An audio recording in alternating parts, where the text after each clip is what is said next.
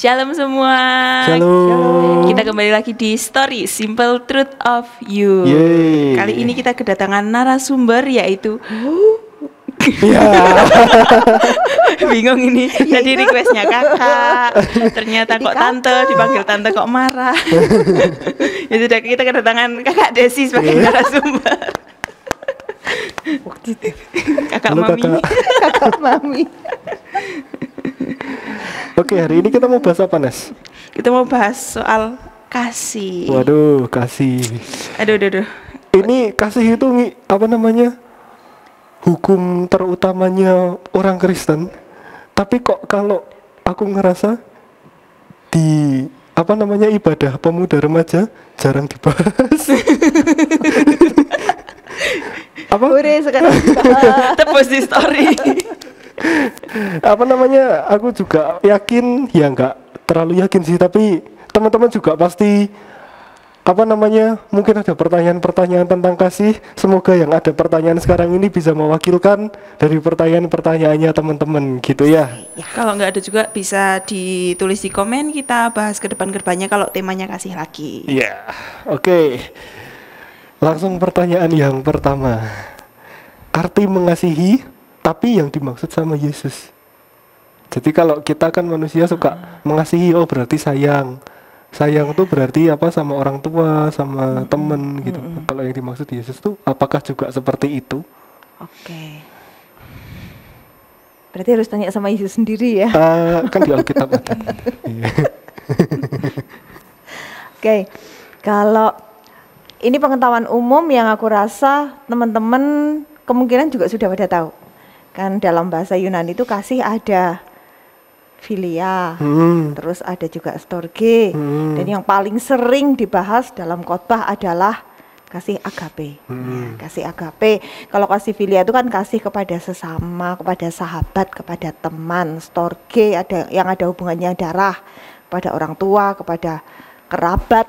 Tapi kalau kasih agape itu adalah kasih ilahi, kasih Allah kepada manusia. Dan selalu ketika Yesus membicarakan kasih, Rasul Paulus ketika membicarakan kasih, juga para penulis perjanjian, kitab-kitab dalam perjanjian baru, mereka selalu menggunakan kata agape.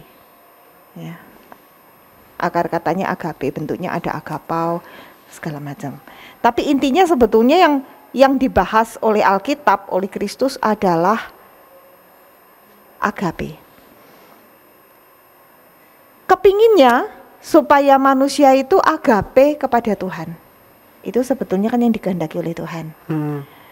Walaupun pasti tahu dong ceritanya dalam Yohanes 21. Ketika Yesus tanya sama Petrus, apakah engkau agape kepadaku? Ya. Dan jawab Petrus adalah, aku phileo. Aku mengasihi engkau ya sebatas teman. Tuhan, ya aku kan phileo. Gitu. Tapi Yesus rupanya, kalau Yesus puas dengan jawaban Petrus, udah dong dia berhenti. Dia nggak tanya lagi. Tapi Yesus tanya terus kepada Petrus, apa engkau agape kepadaku? Dan Petrus juga tetap jawab, aku phileo. Lagi untuk ketiga kalinya Yesus tanya, apa engkau mengasihi aku? Nah di sini rupanya Petrus sadar. Maka ayat menuliskan, maka berdukacitalah Petrus. Ya, Petrus sedih. Dan dia terus berkata, aku mengasihi engkau Tuhan, engkau tahu. Nah, jadi lewat sepenggal kisah, percakapan singkat ini kita bisa ngerti sebetulnya Tuhan itu sangat mengharapkan bahwa umatnya, ini kita sudah spesifik ya, bicara umat ya, bukan lagi manusia pada umumnya, tetapi umat Tuhan itu agape kepada Tuhan. Dan apa itu agape? Yang kita pahami agape kan kasih Allah kepada manusia. Nah seringkali kita ini manusia ini kayak gini nih, ya aku mengasihi Tuhan kok, tapi untuk taat ya ntar dulu lah gitu. Nah apakah itu juga termasuk agape? Ya aku mengasihi Tuhan kok, Tapi kalau suruh ngampuni yang itu ya aku nggak bisa lah. Orang-orang dia aja kayak begitu untuk mengasihi sesama, aku nggak mau. Padahal 1 Yohanes bilang kalau dengan manusia yang kelihatan aja kita nggak bisa mengasihi, masa kita mau mengasihi Tuhan yang tidak kelihatan. Nah itu sulit. Jadi tolok ukurnya itu seperti itu. Itu sebabnya Yesus, ini aku ngomong panjang lebar ya. Itu sebabnya Yesus sangat menghendaki kita ini agape kepada Tuhan. Karena kenapa sih kok kita agape? Tuhan itu menghendaki kita agape. Men, dalam kasih agape itu powerful sekali. Ada 2 unsur yang kita nggak boleh lupa. Ini dalam agape. Berkorban, mengampuni. Dan ketika kita agape, itu murni bukan untuk kepentingan kita. Ketika Kristus mengasihi kita, ketika Allah mengasihi kita, apa yang Tuhan berbuat? Dia kirimkan surat cinta? Enggak. Dia kirimkan banyak duit? Enggak. Padahal manusia mau kalau dikasih banyak duit. Tapi Tuhan enggak kasih itu. Apa yang Tuhan kasih? Anaknya. Putra tunggalnya. Supaya barang siapa yang percaya kepadanya tidak binasa. Tuhan tahu masalah kebinasaan ini nggak bisa ditebus pakai duit. Tetapi hanya oleh pengorbanan Kristus sendiri yang jadi manusia dan kemudian mati, bangkit mengalahkan maut, membuat umat manusia itu jadi yang percaya kepadanya ya, tidak binasa. Dan itu memang satu-satunya cara untuk menutup maut, mengatupkan maut, mengalahkan maut. Yesus Kristus, firman itu harus jadi manusia sendiri. 2 unsur dari kasih Allah yang tadi kita lihat, ketika Bapa mengasihi kita, dia berkorban. Yang kedua, ketika Bapa mengasihi kita, dia mengampuni. Ketika Bapa mengasihi kita, mari kita cek, mari kita lihat ke diri kita sendiri. Apa kita ini layak dikasihi? Ya nggak bakal layak sih. Iya benar, nggak bakal layak. Sampai kapanpun ya. Sebab sekalipun kita nggak niat, tetapi kan kita masih berbuat dosa juga. Tanpa kita sadari, pikiran kita, sikap, tutur kata, perbuatan kita itu kan kadang bikin Tuhan juga, kok gitu sih, gitu ya. Kamu kan anakku, harusnya kamu tuh gak kayak gitu. Lu kita juga gak niat, tapi ternyata kita memang berbuat hal-hal yang mendukacitakan Tuhan. Jadi sebetulnya kalau dipikir, Tuhan mengasihi manusia, itu jelas bukan karena kita ini layak dikasihi. Setuju ya semuanya ya? Setuju. Bukan karena kita ini baik, bukan, oh saya Kristen jadi Tuhan mengasihi saya, itu lebih ngawur lagi. Tuhan mengasihi kita, alasannya satu, karena dia adalah kasih. Jadi dia nggak mengasihi sebab dia adalah kasih. Dan dalam kasihnya ya Allah itu ada 2 unsur yang tadi saya sudah sebutkan, mengampuni dan berkorban. Itu sebabnya karena kita manusia yang tidak layak dikasihi, kita sudah terima kasih yang luar biasa besar. Betapa kecewanya Tuhan kalau kita ini nggak bisa agape juga kepada sesama kita, nggak bisa berkorban, nggak bisa mengampuni. Itu Tuhan gelo banget loh. Bahkan sampai dalam perumpamaan itu dikatakan ketika ada seorang hamba yang berhutang kepada itu ya, utangnya kalau nggak salah 500 dinar ya, berhutang 500 dinar. Saya bukan salah, bukan 10.000 talenta, betul. Iya. Dia berhutang 10.000 talenta. Dan terus kemudian karena dia nggak bisa bayar kepada raja itu, dia nyembah-nyembah minta ampun. Akhirnya karena rajanya itu, aduh kasihan nih orang mau bayar juga pakai apa, itu 10.000 talenta. Suatu jumlah yang besar. Ya, kalau gambarannya sekarang berapa ya? M kali ya? M miliar. Wow. Utang M. Ya, utang. Ntar kapan-kapan ya Kita coba hitung-hitung. CCA story. Terus setelah dia diampuni, dia keluar, dia ketemu dengan temennya yang utang kepada dia 100 dinar. 100 dinar itu 100 dinar itu cuma enggak sampai setahun kerja, ketutup kok. 100 dinar itu upah untuk 100 hari. Oh, pas 100 hari kerja. Berarti 3 bulan kan, gaji 3 bulan rata-rata kan? Gaji 3 bulan rata-rata. Ya gaji 3 bulan. Ya, hitungannya 5 juta deh utangnya. Miliaran. Hitungannya 5 juta. Tapi ternyata yang 100 dinar itu sama dia kejar terus. 500 dia nggak mau 100? 100 salah, diskon. Kita bisa diskon Anda. 100 yang minta 100 dinar. Pinter juga ya. Anak siapa lu? Alkitab jangan didiskon. Mantap. Balik ke perumpamaan Yesus tadi. Ketika raja itu dengar bahwa ini hamba yang udah hutangnya banyak diampuni, kok malah masih ngejar-ngejar kesalahan orang yang sedikit. Rajanya marah loh, raja itu marah. Terus hamba itu ditangkap, diserahkan kepada algojo. Kalau diserahkan kepada algojo itu bukan cuma dipenjara, mati, enggak, disiksa. Nah ya, kalau algojo identik dengan penyiksaan. Sampai kapan? Sampai dia bisa melunaskan hutangnya. Nah loh, ini gambaran betapa Allah itu sangat menghendaki kita ini agape. Tentunya agape juga kepada Allah dan kepada manusia. Karena gimana kita bisa agape kepada Allah kalau kepada manusia yang kelihatan kita nggak bisa agape. Jadi anak Tuhan nggak boleh melupakan 2 unsur dari agape tadi. 1, berkorban. 2, mengampuni. Tapi itu juga sering jadi alasan ya, kayak nggak mau ke gereja. Kenapa lah, aku sama temanku aja belum bisa mengasihi, maksudnya kayak ya belum bisa mengasihi kayak gitu, masa suruh mengasihi Tuhan. Loh katanya kan di Alkitab kan gini malah dibalik. Itu aslinya orang nggak niat kok.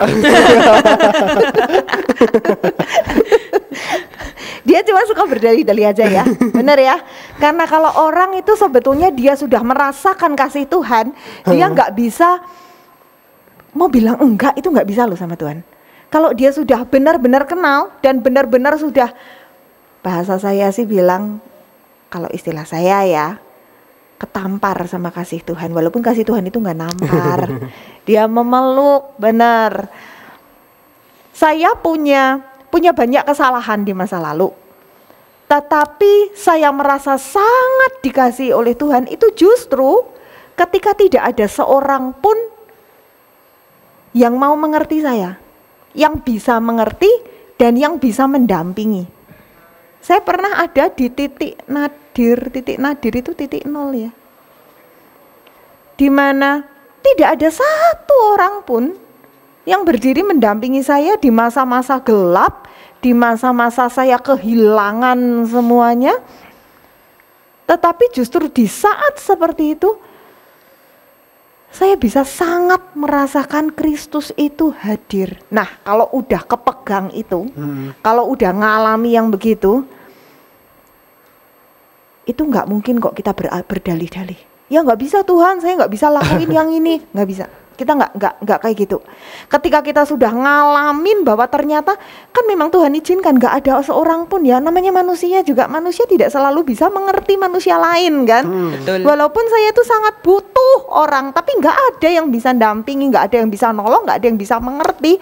Bahkan orang-orang kepercayaan saya malah salah paham. Dan itu rasanya menyakitkan sekali. Tetapi justru di situ bisa merasakan Kristus itu hadir. Dan ketika kita merasakan Kristus itu hadir menyertai, itu kita betul-betul merasakan, pengalaman saya ya, hangat sekali di dalam hati.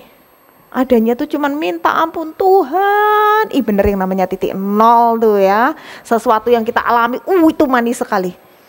Gak enak sih, gak enak.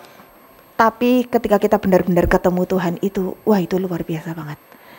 Di situ kita bisa ngerasakan ada damai, ada sukacita, sekaligus pada detik yang sama kita merasa kita begitu hina, kita tidak layak dikasihi, tapi kita bisa merasakan hangatnya kasih Allah yang mulia. Keren. Justru itu di saat di titik nol. Betul. Di saat harusnya apa ya? Buat tenang aja nggak bisa. Nggak kan bisa. gitu. Oh, kalau Iya kan? seandainya saya masih punya temen, Heeh. saya kan sombong, nggak Wah. mungkin butuh Tuhan. Belum tentu kalau waktu punya temen Iya, ngerasain angetnya. ngerasain, iya benar memang sih. Pasti lebih ke curhat ke temen, lebih apa kek gitu. Justru ketika semuanya seakan-akan menutup pintu hati, pintu mata, pintu apa gitu, justru di situ kerasanya banget. Berarti apa namanya, kalau misal dari teman-teman ada yang baru punya masalah atau apa, percayalah itu pasti salah satu jalan Oh iya, amin. buat Benar. teman-teman mengalami Yes. kasih Tuhan Betul. yang luar biasa. Ya tante ya. Ya, benar. Kadang lalat itu sebelum manis itu masih pahit.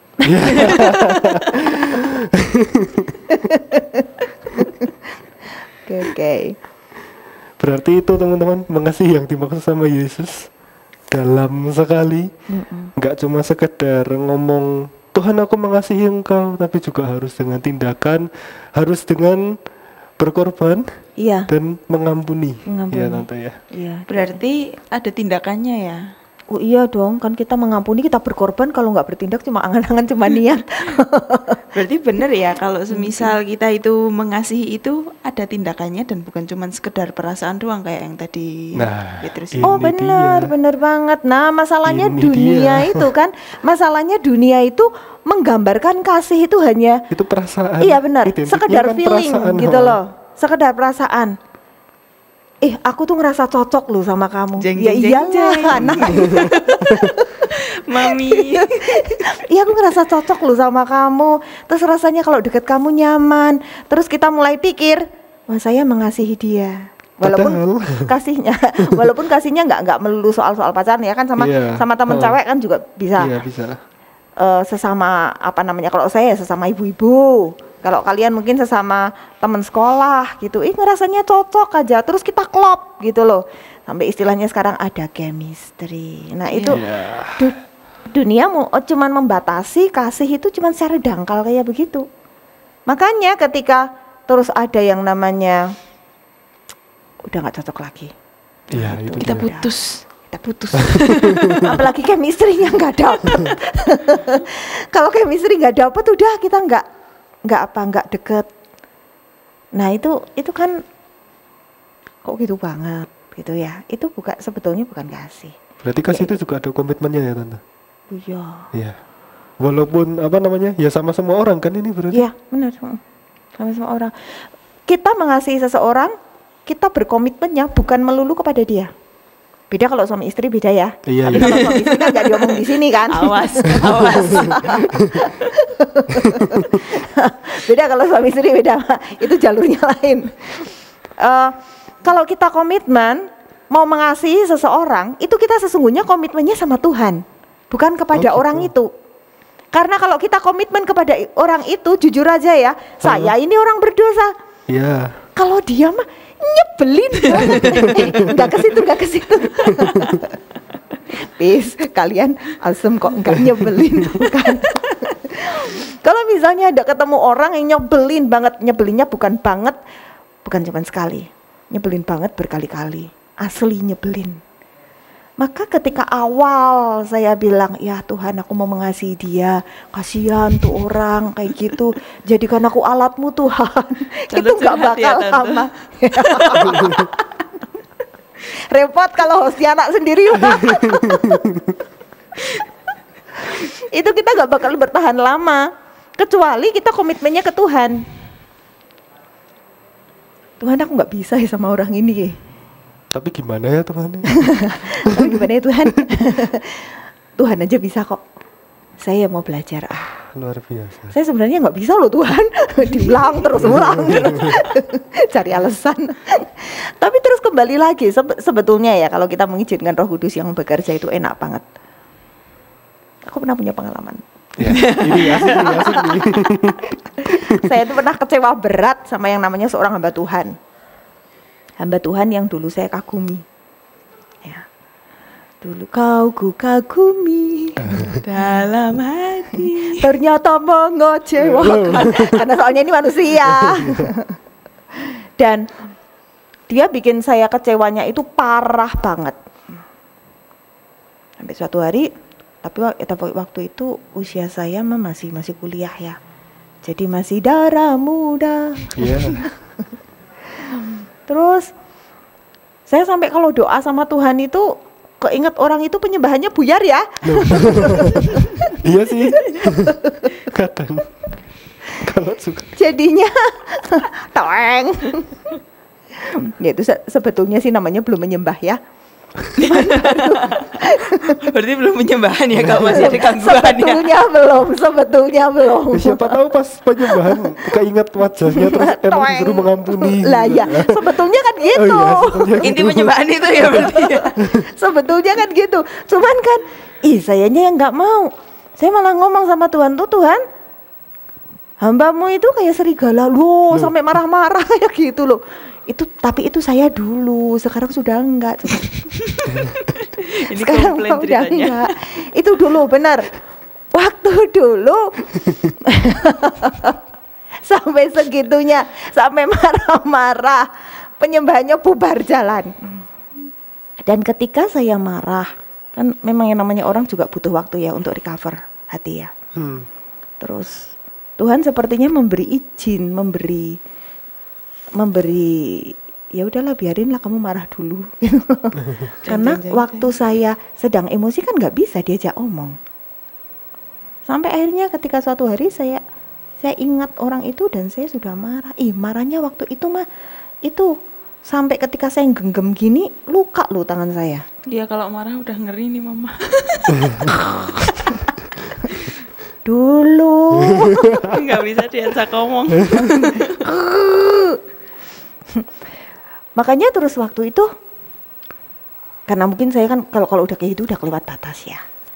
Itu kan bukan marah anak Tuhan kan kalau kayak gitu. Terus jadi kayak Roh Kudus itu ingetin saya. Jadi saya seperti berdialog dengan hati saya sendiri. Kamu benci ya sama orang itu? Ya iyalah. Makin ditanyain dikit jawabnya wah. Ya iyalah. Lu coba bayangin tau. Dia hamba Tuhan, senior, Alkitab ayatnya juga nggak kurang, tetapi dia begitu mengecewakan kehidupannya seperti itu. Wah, saya nggak terima. Jadi kamu benci sama dia? Ya iyalah, dia layak ya dibenci, layak. Oh, kayak Yunus. Layakkah engkau marah? Layak. Layakkah engkau benci dia? Layak. Terus Tuhan tanya berapa kali dia salah sama kamu? Ya cuman sekali sih. Ya karena emang dia salahnya cuman sekali. Terus aku bilang, berapa kali kamu salah ke aku? Jeng jeng jeng jeng. Krik krik. Saya mesti jawab gimana coba? Aku bilang jawab berkali-kali Tuhan. Tuh kamu aku ampuni, kan aku gak mungkin ngomong kayak gitu. Aku sudah tahu jawaban Tuhan apa. Jadi aku cuma diem. Terus buntutnya udah ngaku deh, ya Tuhan. Kamu yang berkali-kali salah ke aku ampuni. Kamu yang berkali-kali berbuat dosa, aku ampuni. Dia yang cuman sekali nyalain kamu ngerasa layak untuk membenci. Tuh udah, sejak itu aku lepaskan pengampunan. Butuh proses gak Tante? Sejak komitmen melepaskan pengampunan itu Iya. langsung terlepas gitu apa? Tetap kalau ingat kadang jengkel tapi ya gimana? Berdasar pengalaman, ketika waktu itu saya benar-benar berserah sama Tuhan ya. Karena keputusan untuk melepaskan pengampunan itu bukan karena pengetahuan, tapi karena emang sudah berhadapan sama Tuhan. Kalau udah berhadapan sama hadirat Tuhan udah mengangkat tangan. Kalau cuma sekedar pengetahuan, kita masih bisa marah loh. Karena ya aku tahu aku harus mengampuni, ya makanya aku ampuni. Tapi dia mah kayak gitu lagi. Itu karena kita masih sebatas pengampunan. Ketika akhirnya saya berhadapan dengan Tuhan langsung, dan Tuhan ingatkan betapa besar Tuhan itu sudah mengampuni saya. Itu kan seperti balok di mata kita nggak lihat, tetapi kutu di seberang lautan kelihatan. Selumbar di mata saudara kita lihat. langsung kita kejar yang kutu satu itu, sementara gajah di sini nggak kelihatan. Nah Tuhan nggak mau kayak gitu. Itu sebabnya ketika Tuhan terus apa ya kalau boleh saya bilang ya hadirat Tuhan, sebetulnya hadirat Tuhan melingkupi. Ketika dia buka dosa saya, dia koreksi, dia bongkar kan, hati mulai dibongkar. Dan waktu itu saya cuma menangis, terus akhirnya karena saya tahu saya ini sudah dikasihi dengan luar biasa, maka kenapa sih saya kok masih mau benci-benci lagi? Sebetulnya kalau saya membenci orang lain, saya menduka citakan Tuhan.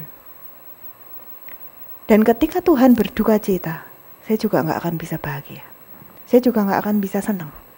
Itu sebabnya aku lepasin, udah Tuhan, saya ampuni orang itu, bukan karena saya mampu, tapi saya ampuni orang itu karena kasih-Mu itu sudah terlalu banyak untuk saya. Dan Tuhan sesungguhnya sudah memberikan kepada setiap kita itu modal kasih yang berlimpah, sampai kita bisa mengampuni orang lain. Maka ketika proses pelepasan, maksudnya melepaskan pengampunan itu saya kerjakan dalam kuat kuasa Roh Kudus, bukan dalam pengetahuan. Kalau masih cuma desakan hamba Tuhan, disuruh sama pendeta, ayo ampuni, disuruh sama siapa pasangan kita, suami istri, ayo diampuni. Itu di sininya masih bisa timbul lagi. Tapi ketika waktu itu yang saya ingat ya, saya akhirnya melepaskan pengampunan. Dasarnya bukan karena saya tahu saya harus mengampuni, tapi dasarnya kayak memang saya nggak punya alasan untuk membenci. Tuhan itu mengasihi saya terlalu besar. Jadi ya udah aku nggak mau bikin Tuhan sedih. Saya melepaskan pengampunan. Berikutnya juga ketemu lagi dong. Pasti harus ketemu kan, supaya ngerti. Kebetulan di gereja soalnya. Berikutnya ketemu lagi juga sempat waktu itu saya dek gitu ya. Orang ini. Tapi terus kan saya udah ampuni. Kan saya punya Tuhan.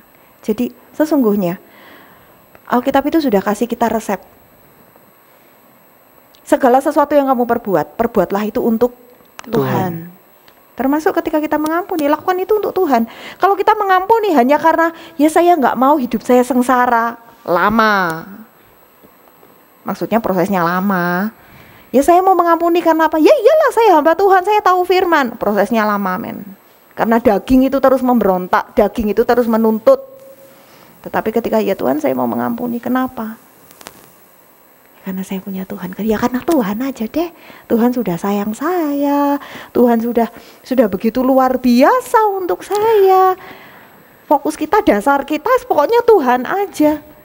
Maka ketika kita berhadapan kembali dalam dengan lubang yang sama, itu ada Roh Kudus kok yang membimbing kita. Dan ketika kita sadar ada Roh Kudus kok. Roh Kudus itu kasih kita kekuatan. Semuanya berjalan dengan baik. Dan satu hal yang Tuhan memberkati saya sejak saat itu saya diberkati dengan kesulitan untuk membenci orang. Itu kasih karunia, betul. Saya baru ngeh sekarang.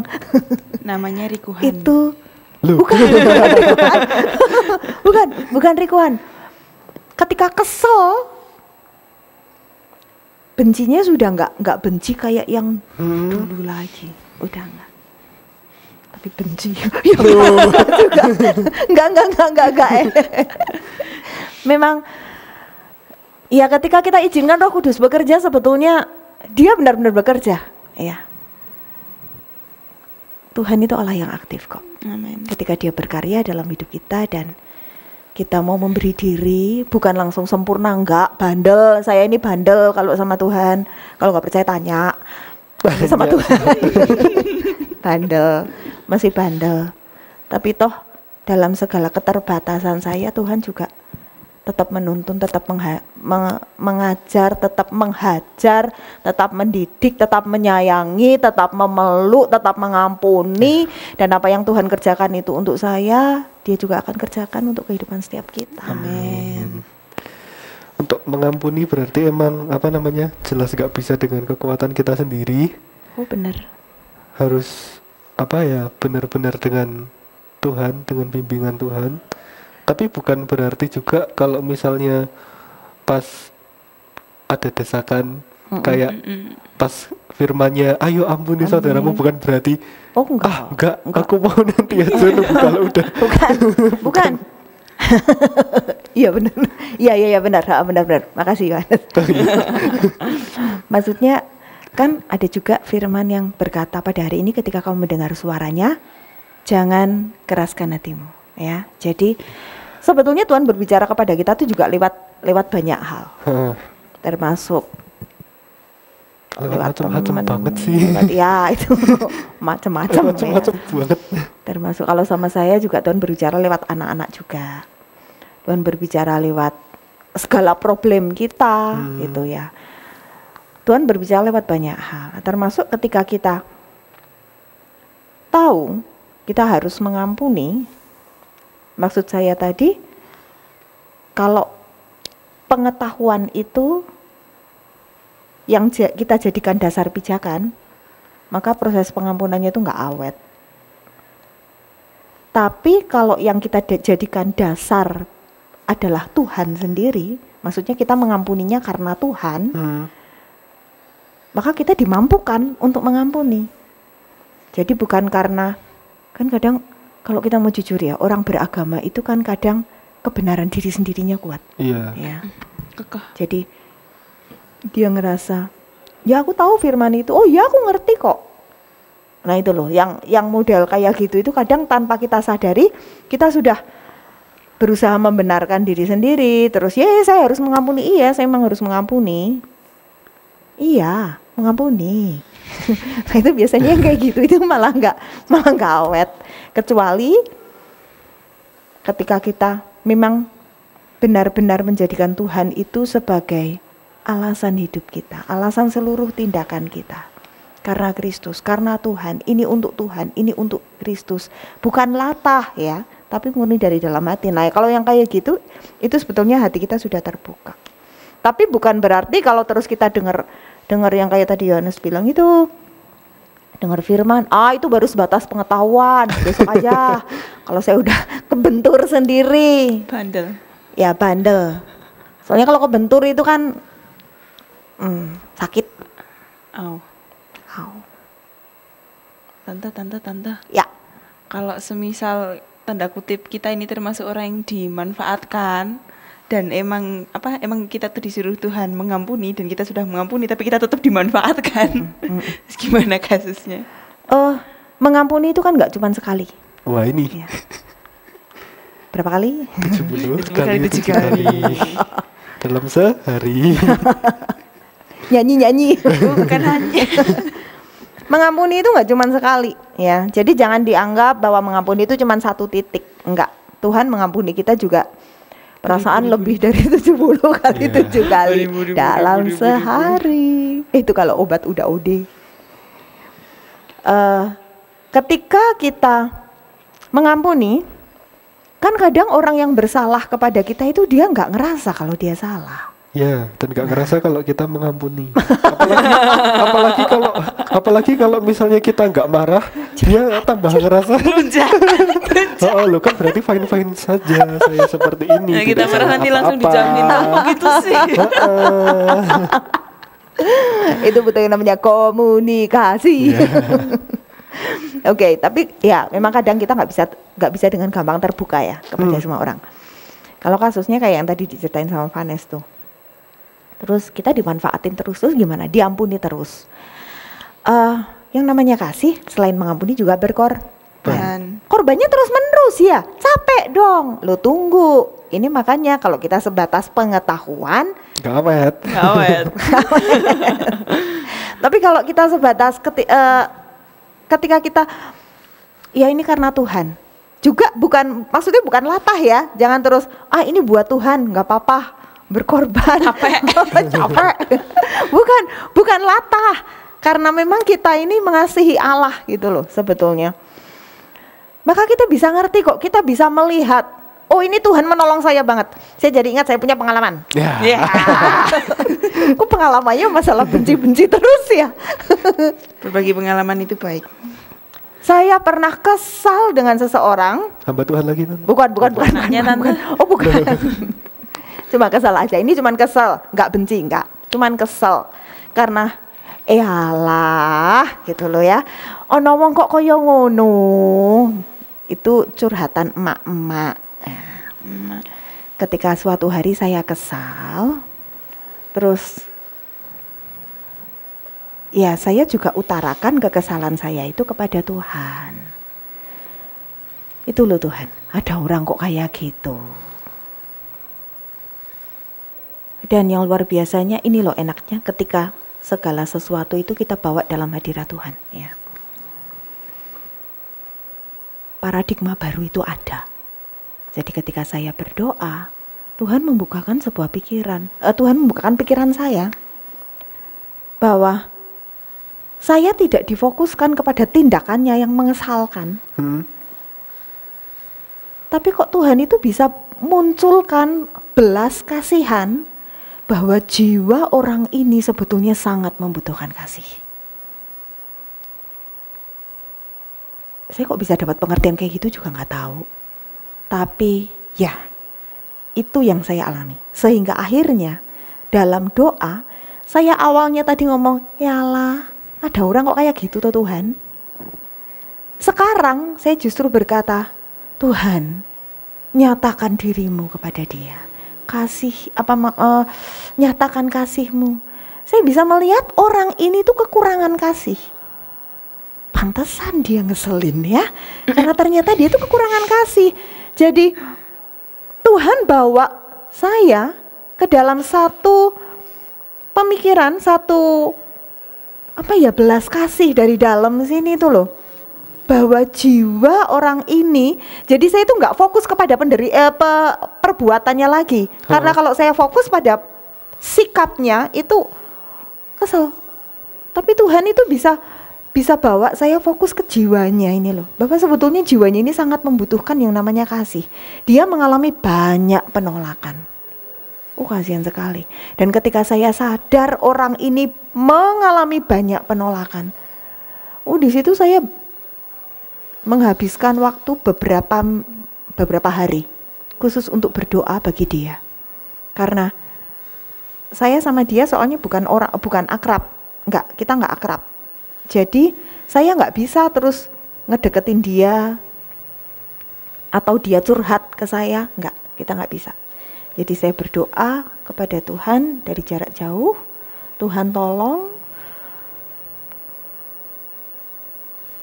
biar orang ini mengalami kasih Allah.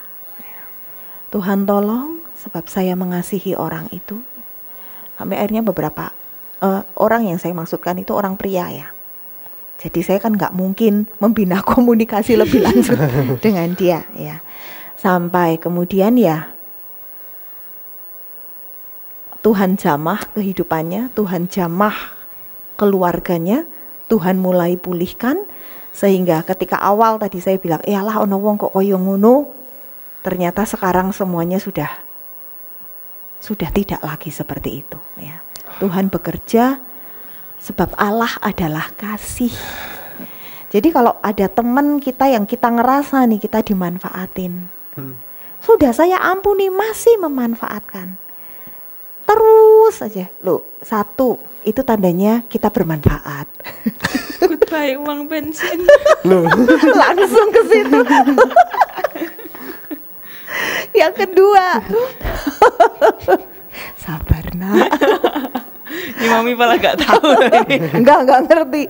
Yang kedua, sebetulnya yang pertama tadi cuma intermezzo aja. Yang kedua, kalau kita dimanfaatin terus-menerus, kita juga mesti lihat orang itu juga butuh proses, butuh waktu untuk berubah. Ya, kita nggak bisa setelah kita ampuni terus langsung berubah. Iya, nggak bisa. Kita sendiri setelah diampuni Tuhan kan juga Ya, betul sekali. butuh waktu untuk berubah ya. Jadi itu juga penting untuk melatih kesabaran kita. Sabar. Kalau kita bilang sabar, jangan fokus ke diri sendiri. Saya harus sabar. Ayo sabar. Enggak. Sabar. Tuhan sudah sabar sama saya. Saya pasti bisa. Fokusnya dibalik kepada Tuhan. Oke deh. Jadi lama ya ngomongnya ya. Itu pentingnya membangun hubungan pribadi dengan Tuhan setiap hari, teman-teman. Amin. Biar kita selalu dimampukan setiap hari. Nggak cuma minggu ibadah merasa kuat. Wah, 1 minggu habis itu. Hebat, religius cuma seminggu. Nggak kuat buat religius seminggu. Oke, apa pertanyaan yang terakhir Tante? Tadi juga udah disenggol-senggol juga di awal, jadi mungkin kalau ini mau menegaskan lagi gitu. Apa ya? Gimana cara kita bisa mengasihi orang lain kalau kita sendiri sering merasa kecewa dan sering merasa tidak dikasihi? Kita ngerasa kekurangan kasih gitu. Kecewaannya mungkin sama orang lain juga gitu. Pokoknya kita merasa saya ini kurang dikasihi, kok saya suruh mengasihi gitu ya. Oke. Bagaimana gitu kan pertanyaannya ya? Benar ya? Ini nggak bisa instan juga ya. Jadi nggak bisa setelah kita tahu bahwa kita dikasihi Tuhan, terus kita langsung bisa mengasihi orang lain. Kita butuh waktu untuk berjalan sama Tuhan, menikmati walah Tuhan itu ternyata caranya kayak begini toh, yang dimaui Tuhan itu ternyata kayak begini toh. Itu kita juga butuh waktu ya. Jadi ketika kita merasa saya ini tidak dikasihi, saya ini kurang mendapat kasih, maka saran saya banyak dekat sama Tuhan. Dari mana kita punya pikiran saya tidak dikasihi? Pasti bukan dari Alkitab. Iya. Pasti bukan dari Tuhan. Pasti itu dari emosi kita, dari perasaan kita, dari pikiran kita, dari emosi. Dan itu kan emosi, kehendak, pikiran, mainnya di jiwa. Jiwa itu kan yang sering diganggu-ganggu sama setan. Iblis kan mainnya bisanya juga mainnya di situ ya. Dia mainnya di situ, paling dia taburkan itu pikiran, kamu nggak dikasihin. Lebih perih lagi ketika ditaburkan pikiran kamu tuh nggak dikasihi Tuhan. Tuhan itu sayang sama si A, si B, si C. Mereka orang baik-baik. Kamu tuh gak layak dikasihi. Itu dalam. Soalnya saya juga pernah ngalami. Yeah. Tapi kalau pengalaman diceritakan terus kapan selesainya? Ada istilahnya oleh seorang hamba Tuhan disebut ambang pengkhianatan. Artinya ketika kita merasa dikhianati oleh Tuhan. Apa itu dikhianati oleh Tuhan? Yaitu merasa, aku pikir engkau Allah yang menolong. Ternyata aku berdoa dan engkau tidak menolong. Itu merasa dikhianati Tuhan. Aku pikir engkau Allah yang penuh kasih. Ternyata engkau tidak mengasihi aku. Itu. Padahal pikiran-pikiran semacam itu murni dari iblis. Karena memang iblis itu bisanya cuman tipu muslihat. Tipu daya. Tetapi sebetulnya kan kita sudah tahu iblis itu bisanya cuman tipu daya, kerjanya cuman memang kayak gitu, tapi kok ya masih sering kali kita juga kemakan sama tipuannya ya. Iblis curhat kali. Ya begitu deh. Terus kalau pemikiran-pemikiran tidak dikasihi itu sebetulnya itu murni ya, bukan dari Allah. Jadi ini ekstrimnya, ketika kita merasa tidak dikasihi, sejujurnya kita sedang tidak dekat sama Tuhan.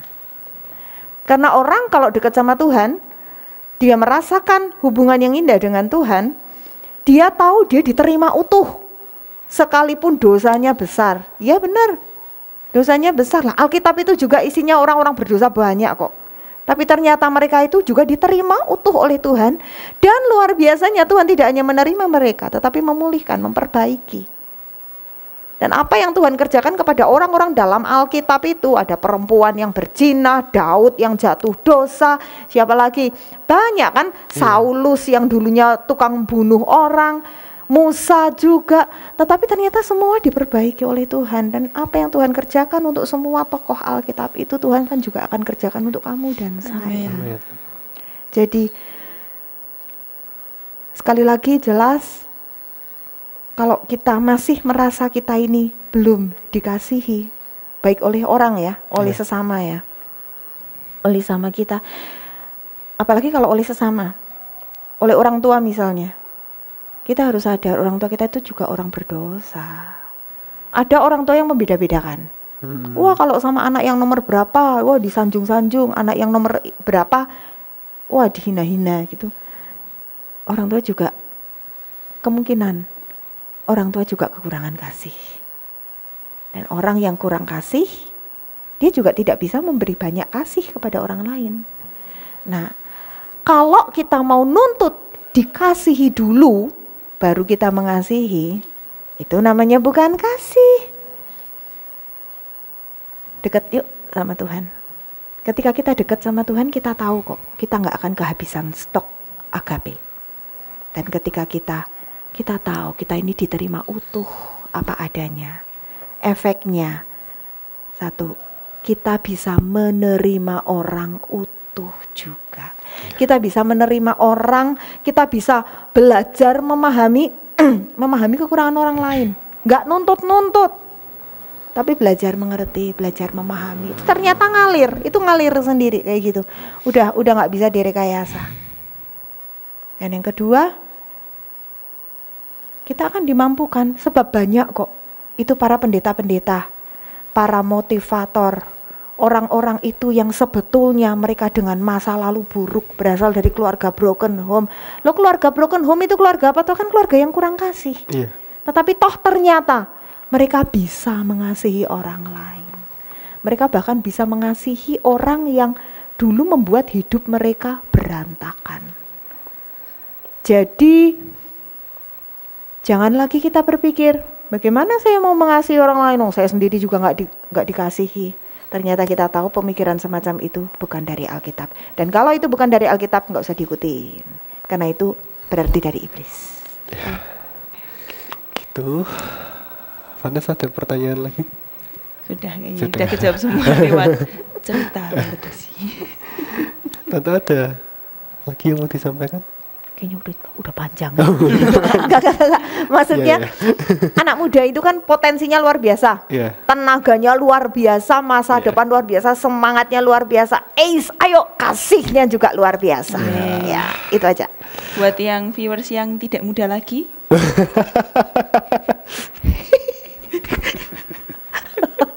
Sama Mbak viewers yang tidak muda lagi kan tetap juga semangatnya juga luar biasa, berkatnya dari Tuhan kan juga luar biasa, Roh Kudusnya tetap luar biasa, berarti kita juga dimampukan untuk mengasihi dengan luar biasa. Amin ya. Makasih Tante buat waktunya hari ini. Sama-sama. Terima kasih Ibu. Teman-teman kalau misalnya ada pertanyaan atau mau usul sesuatu tema buat kita bahas di sini bareng-bareng, bisa banget lewat komen di bawah, bisa juga lewat DM di Instagram kami yu.siloh. Dan teman-teman juga jangan lupa story ini akan tetap tayang setiap Sabtu jam 5 sore di channel yang sama. Dan jangan lupa buat like, komen, subscribe dan share video ini supaya jadi berkat luas di mana-mana. Amin. Thank you, God bless semua. God bless you. God loves you.